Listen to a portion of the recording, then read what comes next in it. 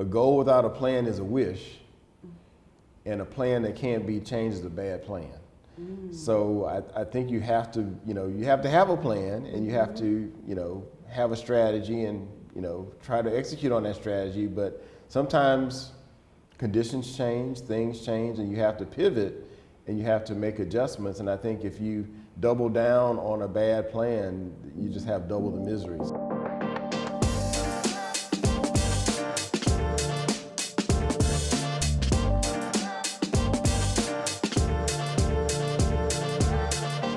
Hello everyone, and welcome to Elevate Leadership Podcast, brought to you by SC State University Public Service and Agriculture. I'm your host, Elizabeth Mosley Hawkins, and I'm so glad you're here.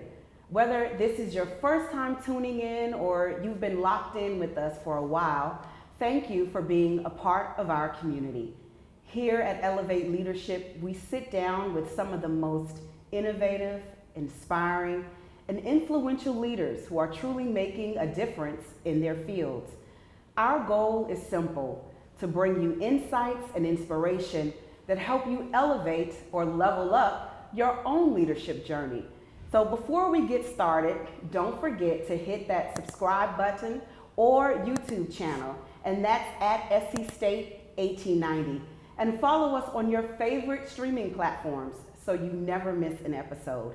You can also stay connected with everything happening at SC State PSA by following us on social media, again, at SC State 1890. All right, so let's jump in today.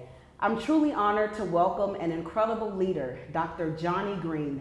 Dr. Green is the laboratory director of the Savannah River National Laboratory, right here in South Carolina at the Savannah River site. He's had an amazing career leading cutting-edge research in energy, environmental stewardship, and national security.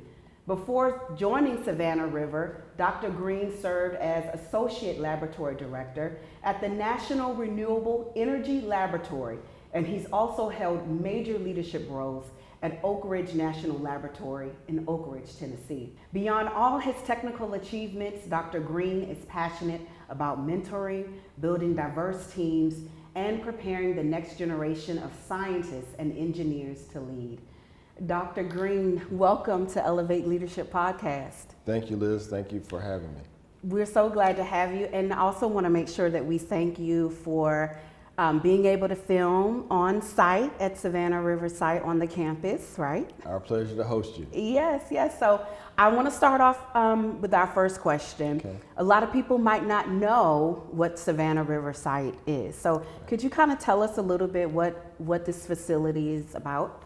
Sure, and you know what? I'll give you a 2-for-1. I'll talk about the site, and I'll also talk about the role of Savannah River National Laboratory at the site. So the Savannah River site has been here for 75 years. A lot of what we do here at the site supports national security and also environmental cleanup from the Cold War and the Manhattan Project. And the Savannah River National Laboratory has been around since the early days in various forms, and we're the research, the R&D and innovation arm for the site. And so we are a Department of Energy National Laboratory, one of 17 in the Department of Energy complex. We've been designated as a national laboratory for about 20 years. And we have been managed by the Battelle Savannah River Alliance, who operates the laboratory for the last 3 years. And so we're really excited about the work going on at the site and how we support the nation and the region as well. And from my understanding, we have had a long-standing partnership with Savannah River as well as the Battelle Institute. Yes. So South Carolina State University is one of our 5 academic partners for the Battelle Savannah River Alliance that manages the laboratory. And so really excited about the partnership and also about South Carolina State achieving R2 status recently as well. And you were there with us. I was there with you, and so it was a fantastic day. Awesome. So let's talk a little bit about what originally drew you to the nuclear field. Tell us a little bit about that interest, where that came from. So I would really say energy in general is of interest in all different forms. And so I was exposed to the Department of Energy and energy research through an internship program a little while ago. So I received a fellowship, the National Gym Consortium Fellowship that was sponsored by the Oak Ridge National Laboratory and Georgia Tech. So that's what supported my grad school education. And through that, I was exposed to the Department of Energy National Labs and what they did and the cutting edge science and research that they do in nuclear energy and other forms of energy as well. And so that I just kind of got hooked from that point on. And so what keeps you motivated to remain in the field? Well, we have a lot of challenges for our nation and the world. Energy is a critical component for everything, right? You need lights on in your buildings. You need, energy to help you produce food. It's just our lifeblood. Energy is critically important, and so independent of the source and type of energy, it's just a critically important just commodity for the nation and the world, and so it just keeps me excited, and it changes, right? You have different types, different forms, different mixes, different balances of it. And so just trying to make sure that it's affordable, abundant, and that we have just a dominant American energy infrastructure is something that keeps me going. So you talked a little bit about changes. Since you entered into this field, and I'm pretty sure there are a lot of changes that have happened. But for you, what's the one change in this industry that stands out to you? And how have you adapted your leadership skills to make sure that it's successful? Thank you. On the technology side, a few innovations. One is in nuclear energy. Small modular reactors and micro reactors are different types of reactors that are smaller power that are of interest right now. So I would say that's something on the horizon that's of interest, but also battery technology has come a long way. So, our cell phones, vehicles, grid energy storage. So that's been a big game changer for us as well in our energy system. And so just like energy changes, leadership has to change, right? Yes. You have to be able to connect with different demographics. Everyone doesn't have the same personality and the same, opinions and views about things. And so you have to be able to listen, understand, and see how things evolve and change and pivot and change your leadership style based upon the resources, the interests, the timing, and also the workforce. We have a workforce that's mixed between a lot of folks that have been at the lab 0 to 5 years, who are early career, and those who have been there double-digit years. And so we've got a pretty healthy balance of both. And so you have to speak to and understand those demographics and those perspectives, which are a little bit different. Yes. And you adjust your leadership style to incorporate and respect the views of both. So let's talk a little bit about managing the different personalities and work styles of employees. How do you go about doing that? And what methods do you use to recognize what those different styles are and make sure that those individuals are, one, they understand the work that they're hired to do, but then that they stay motivated and also feel that they are contributing to the greater good? Excellent question. So this is my 17th week on the job, so I've been here a little bit of time, but one of the vehicles is surveys and feedback. And so we've done a survey at the laboratory last calendar year, and the feedback that we've gotten reflects some of those varying views. And one of them speaks to what's the vision of the laboratory, what's the mission of the laboratory, and how do we talk about it, and talk about it in a way that everybody sees themselves. And so our 3 mission areas that cover that are national security, environmental stewardship, and energy resilience. And so we talk about that quite a bit and try to help people see how they connect to it and understand how they fit into those 3 areas, which most of our population should be able to connect to and resonate with, whether they're in mission operations support or mission science and technology research.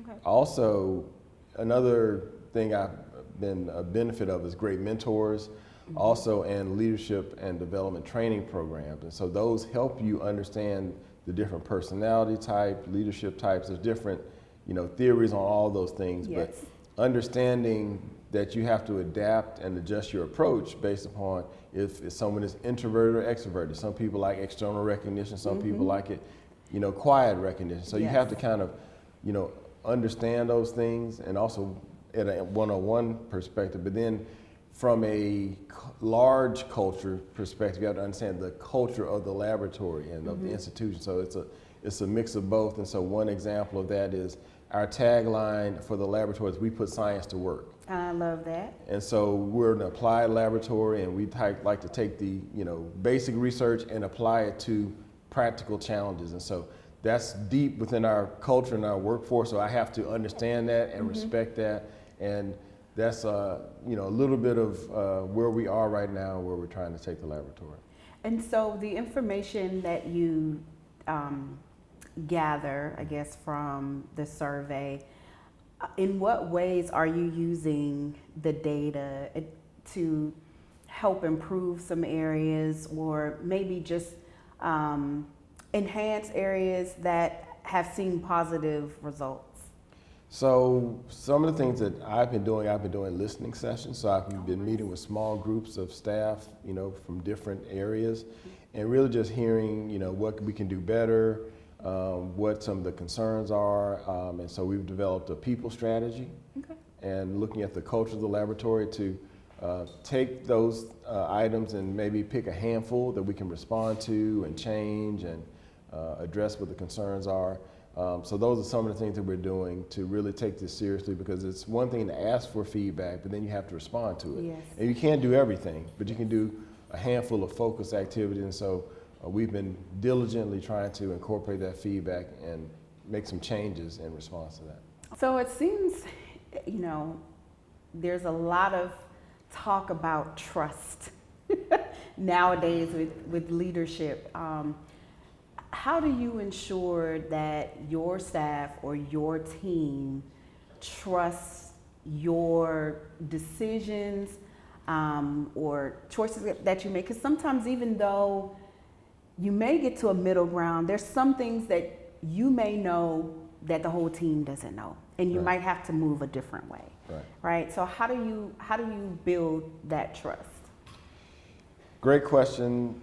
I think the first thing is, it kind of goes back to transparency. You have to try to be transparent and authentic, and also you have to admit, I may not have all the answers, or I may think we need to go in a direction, and I may not have all the information, or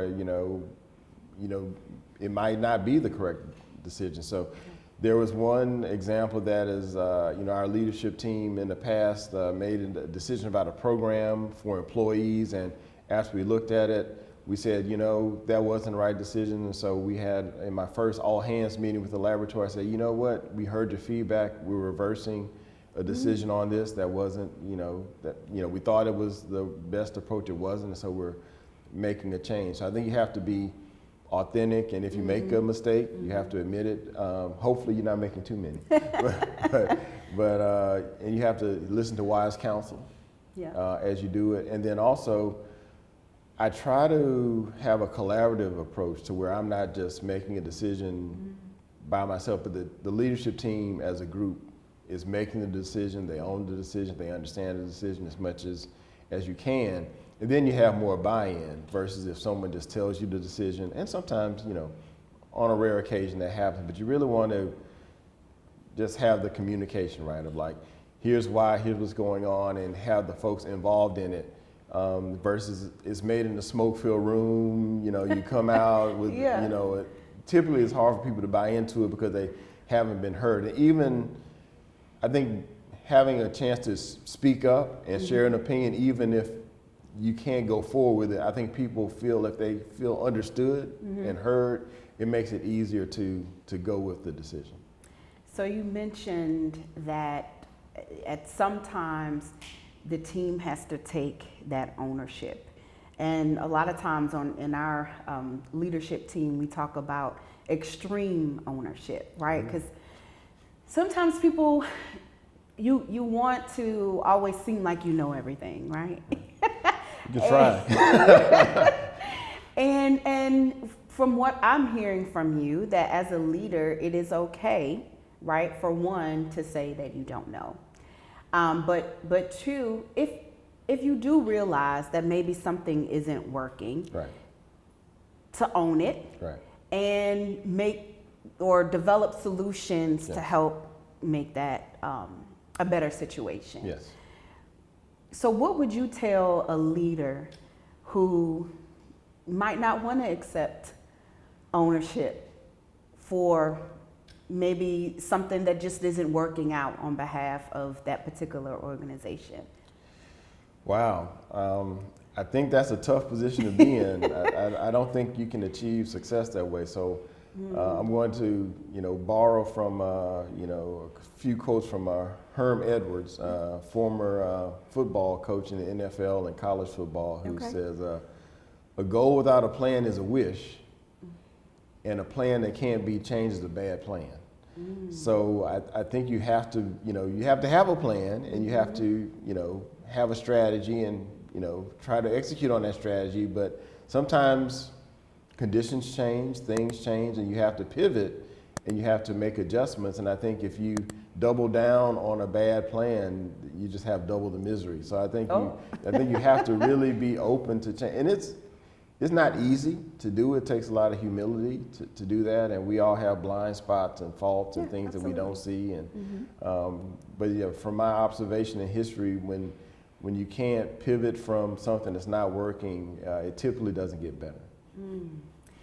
So in that same vein, let's talk a little bit about a leadership lesson that it might have taken you a little while to learn. But now you use that as one of your guiding principles as a leader.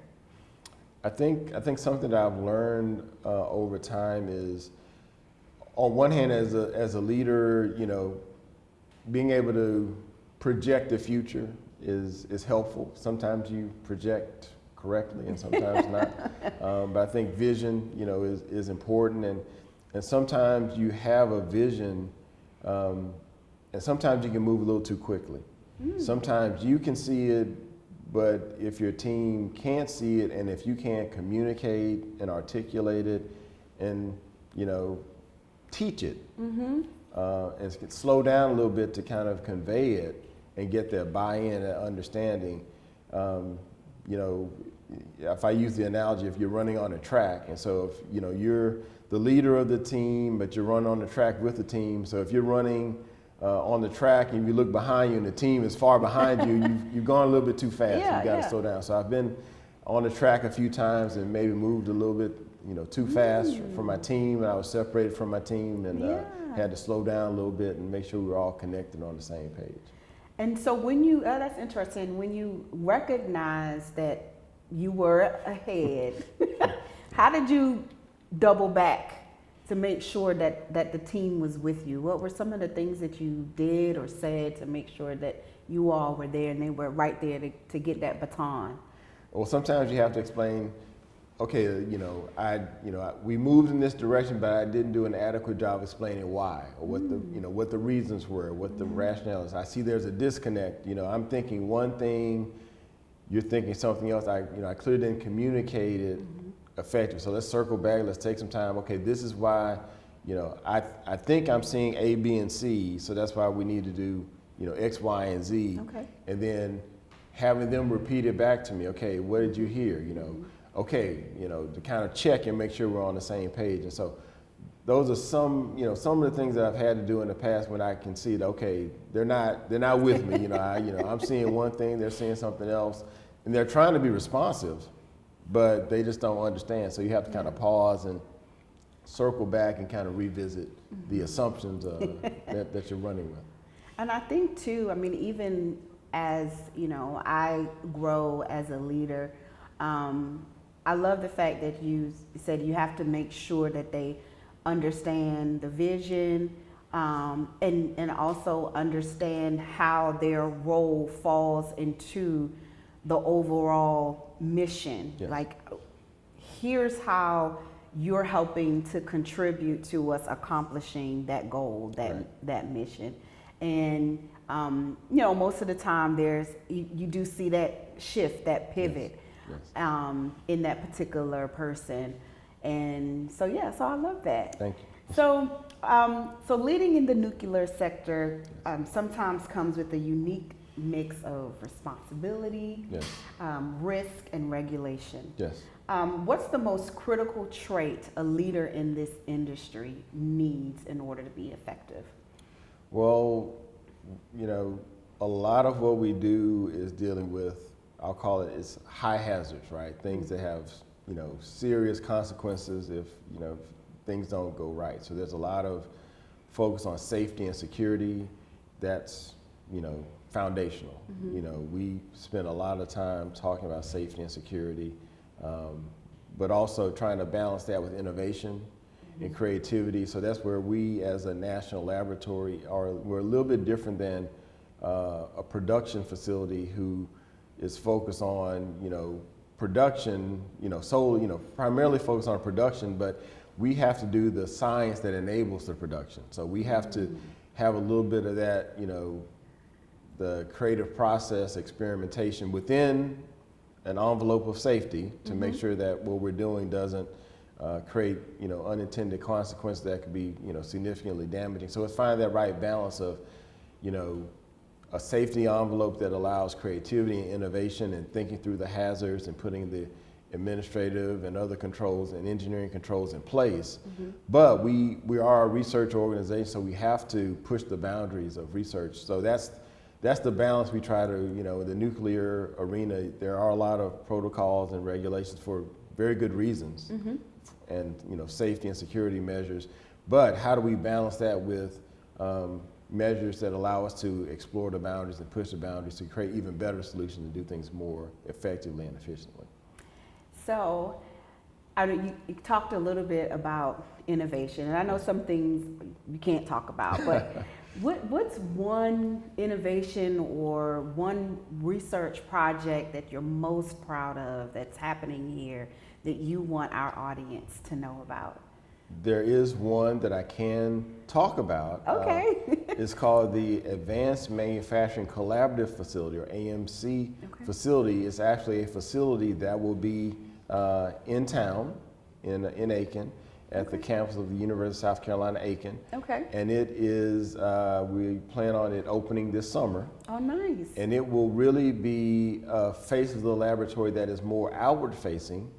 That's focused on partnerships with universities like South Carolina State and others, and also industrial partners. And how do we get technology out of the laboratory into the community for environmental cleanup technologies, could be fusion energy, nuclear energy technologies, or energy infrastructure technologies. So it's more of our forward-facing research laboratory for the state, the region, and the nation to, get things that we can talk about more out in the public.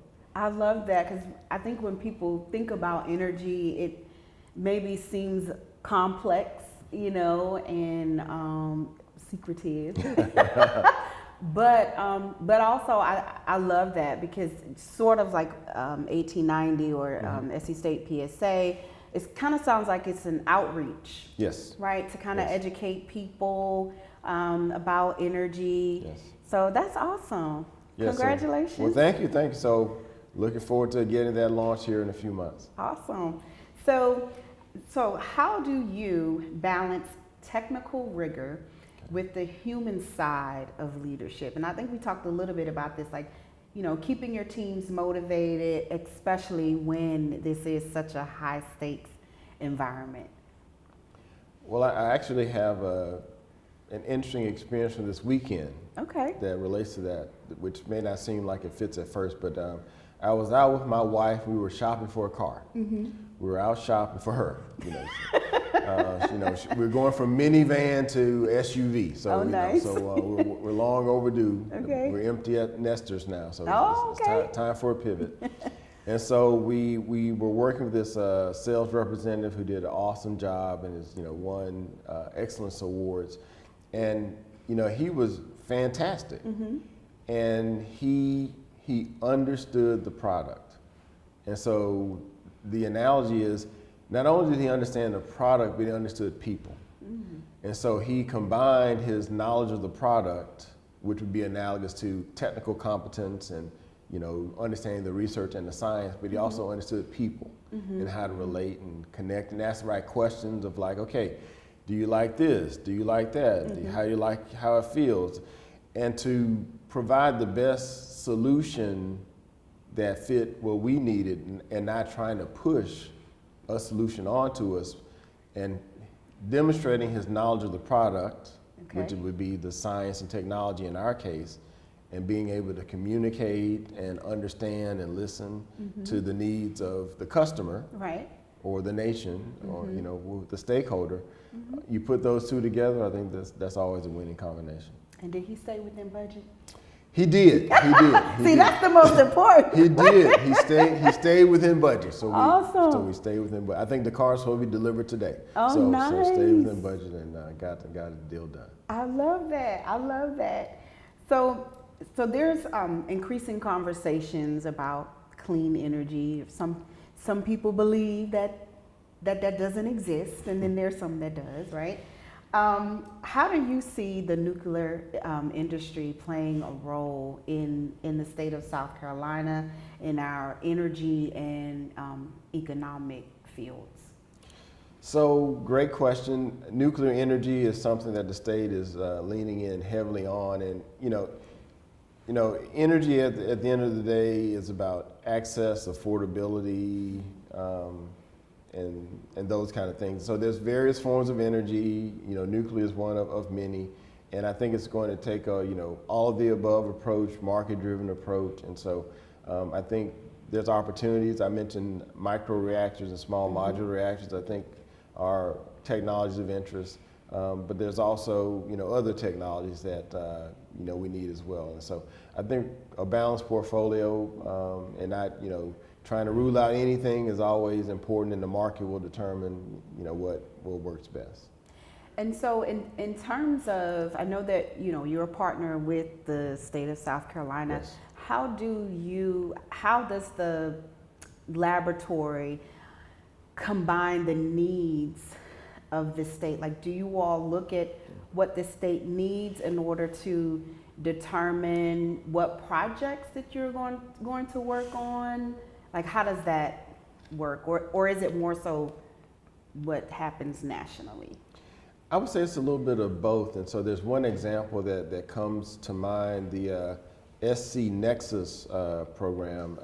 There was an opportunity out of the Department of Commerce, and so our governor and our congressional team worked with our university leaders at our core universities of Clemson, South Carolina State, and South Carolina, and then we all worked together on a joint proposal looking at grid and other infrastructure technologies. So it was funded, but it was a proposal that we partnered on together. So that was a national opportunity that had a regional impact, and so we all came together and worked together and formed this fantastic partnership, and all pulled together the team to win it. So that's an example of how we work together when different opportunities come about. And so there may be some in nuclear energy, for example, could be another opportunity space to partner. And so I think those are some early discussions that are on the table as maybe something that's next on the horizon to partner on for the state. That's awesome. You earlier you talked about professional development, Yes. making sure that you have that available to staff and also mentorships. Yes. Talk to me a little bit about your mentor or a mentor that you have or have had, and how have they played a role in where you are now? Well, I've had many. I've been fortunate to have many advisors, but one of my advisors was one of my PhD advisors, Dr. Stuart Daw, who was a fellow at the Oak Ridge National Laboratory, one of the best human beings I've ever met, really fantastic mentor. Took me under his wing and, took, this raw piece of material and sculpted something halfway decent out of it. But he was like just super smart, but like really humble. And so, his humility is something that, I try to remind myself of, because, and the other thing about him was, like, he was super smart, but he could talk to you about anything. And he knew how to communicate and articulate ideas at various levels. And so that's important as a leader, and to keep people on board, you have to know your audience and communicate in a way that resonates with your audience. So that's something that I learned from him. And I don't do it as well as he does, but he inspires me to do it. Well, thank you. Appreciate it. So in that same vein, in what ways have you mentored individuals who are particularly in this field? In what ways have you mentored? Well, I love giving back, and recently I had the opportunity to speak to a class at South Carolina State. I was able to join in virtually and talk a little bit about my career and whatnot, and so hopefully it was inspiring, or at least motivating for that team. And so that's the type of thing that I like to do. And also we were at Denmark Technical College last week for a ceremony recognizing some folks that went through a nuclear operator program there, and so made some remarks there. So love to do outreach and engage with students and faculty, and just give back to the next generation, because it's great to, you want to have role models, right? Mentors, and being able to see folks and say, hey, I can do this, and have the confidence, because quite often folks have potential, but they may not know it or realize it because they don't see it or they don't hear it. So exposure and affirmation are critically important. So I try my best to give back as best as I can. How do you bring that out in somebody who doesn't see what you see, especially if you on your team? Well, hopefully, if they're at your team level, right now, they should know that I'm here because I can do the work. But maybe for a junior staff member or someone that's just coming in and you see that potential in them, how do you pull that out? That's a fascinating question. You have to read the person, and part of my job, I think, is to push and stretch folks to help them reach their full potential. They may not see it, but you don't want to break them either, right? It's a fine, it's like a rubber band, right? Yeah. You want to stretch a little bit of tension, right? But not too much. And so it's really, you have to take some time, right? And it gets back to that trust, where they're trusting that the stretching and pulling is that you have good intentions, you're communicating and articulating in a way that it's well received, and then they have to have the space and room to quote unquote fail or readjust or pivot or make changes. And so you have to create that safe space where, hey, if it doesn't work out, it's okay. Let's learn from it. How do we move forward? How do we provide that support and that safety net to where you can stretch and reach for the stars, and hopefully if you don't reach it, you still land in a good place. And so I think it's important to create that safe space where you've got challenging goals and ambitious goals that are stretch assignments and stretch opportunities. But hey, it's safe if it doesn't work out, because we're in research, right? It's an experiment. It doesn't always work out exactly as we think it will, but hopefully we get close enough. I love that. I wanted to talk a little bit, going back, it's kind of dealing with the mentorship, but of course we're at South Carolina State University. Yes. And sometimes it's like pulling teeth, getting students to understand the importance of internships. Yes. Just having that experience before you leave. Yes. What would you say, especially to a student who might be in our nuclear engineering program or any of our engineering programs? What would you say to them to encourage them to really pursue internship opportunities, or just opportunities that gives them that real world experience before they graduate? Well, I'll pivot back to a couple of things I mentioned earlier. So internships. I wouldn't be here sitting with you today if I hadn't done an internship with Oak Ridge National Laboratory. That changed the trajectory of my career, that internship. And one of my mentors was Dr. Stuart Dahl, who I mentioned earlier as a life-changing mentor. And so, we learn by doing. So having an internship experience, takes you beyond the classroom, which is critically important to have the theory and the equations down and all those things. But having that practical experience, the hands-on experience, helps differentiate you from others as well. And I guess a similar topic of things are advancing and moving very rapidly in technology. And so artificial intelligence is one of those things. And so I mentioned I sat in and spoke briefly with a class at South Carolina State, and one of the things that came up was artificial intelligence. And so it's something where, I think in the future, I don't think, wholesale, I don't think artificial intelligence will replace the researcher. I think the researcher who understands how to use artificial intelligence will have an advantage. Just like I think, those who've had internship experiences will have a little bit of an advantage. Not that you can't be successful if you don't, but it gives you a little bit more exposure and understanding, just like tools like AI will in the future. So that's a little bit of an analogy I would tie between those two things. And how are you feeling about AI in the energy space? I think it's, there's ethical questions and concerns about how to use it, but I think we have to embrace it. It can't replace the human. I mean, there's certain things that only a human can do, but I think it can help us be more efficient. We can use it as a tool, as maybe a sounding board to help us flesh out ideas and help do things. I'll call it, menial tasks.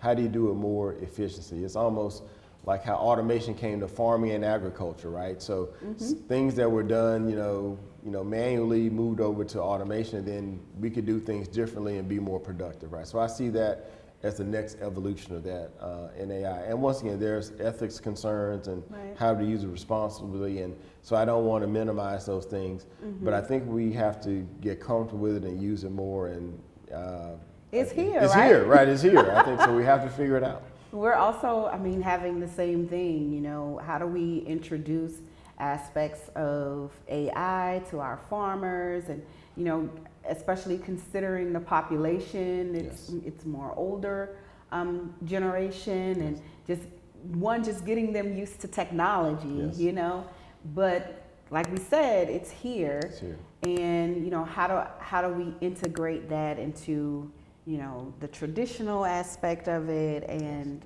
where we're going now with it. So I'm going to wrap up our interview, but before we end, since you're in the energy space, I have a question for you. You've, like I said, you've worked in these high stakes environments, right? So I'm pretty sure there's a level of stress A little bit associated with your role. So how do you stay energized in your job here? How do you stay energized and motivated in the field? Well, very thought-provoking question. There's only 17 Department of Energy National Laboratories, and we're the crown jewels of the nation. And so I'm fortunate and blessed to be one of the 17 laboratory directors, and you're in the seat for a certain amount of time, and you try to have an impact and then leave the organization in a better place than it was when you came in, and hand the baton over to the next person. And so I really feel it's a tremendous responsibility, because a lot of what we do has national impacts, especially on national security, but also it's fun, right? I mean, we've got 1,400 staff, the budget of over $400 million that's focused on, how do we make the world a safer place and make it a cleaner place, and how do we make energy more abundant and affordable? So that's like exciting, it's something good to get out of bed every day, but also the weight of that, of that need and the importance to succeed and deliver value for the taxpayers and be a good steward over taxpayer dollars is there as well. And so it's a healthy balance of responsibility, but what we're doing is critically important and it's inspiring because of the impact we can have on state, the region, and the nation. So the fun outweighs the stress, and so that's what keeps me going. So hopefully we can make the laboratory better than it was when we got here. Awesome, and I love that you said that you have fun. I do. You know, that's pretty cool. And I didn't say congratulations. Thank you. Right? Thank you. It's awesome. You said 7 months. 17 weeks. 17 weeks. My goodness, 17 weeks. 17 weeks. Oh wow. Not that I'm counting. Look, this year is just gonna go by so fast Yes. for you. It's going by quickly already, but I love the area. I've been welcomed warmly. The community's been great, and so I'm looking forward to getting out more and seeing more. And this, podcast is a great opportunity. So thank you for having me. Absolutely. Excited about it, and looking forward to expanding our partnership with South Yes. Carolina State University. Yes. Well, Dr. Green, thank you so much. Thank you, Liz. I am also looking forward to the partnership that we have with the Savannah River National Laboratory, and I'm really looking forward to great things that are going to happen. I know Dr. Whitesides, he himself is just really wanting to make sure, and President Conyers too, Yes. that partnership works and that we do all the things that we said we were going to do in Yes. terms of building that partnership, but most importantly making sure that our students have the experiences Yes. that they need in order to be leaders in this industry. And I'm so glad that you're at the helm. Thank you. And that we have your support. Absolutely looking forward to realizing the vision of the university. Yes, thank you so much. Thank you. So thank you again to Dr. Green for such a powerful and inspiring conversation. I hope you're leaving today's episode feeling as inspired and energized as I am. It's not every day we get to hear from someone who's leading innovation, shaping the future, and doing it all with such a heart and vision. If you've enjoyed this episode, be sure to subscribe wherever you listen to podcasts, and check out our YouTube channel at SC State 1890 for more great conversations like this one. And of course, stay connected with us on social media at SC State 1890. We'd love to hear what leadership topics you want to hear from us next. Until next time, keep striving, keep growing, and keep elevating your leadership journey. We'll see you soon.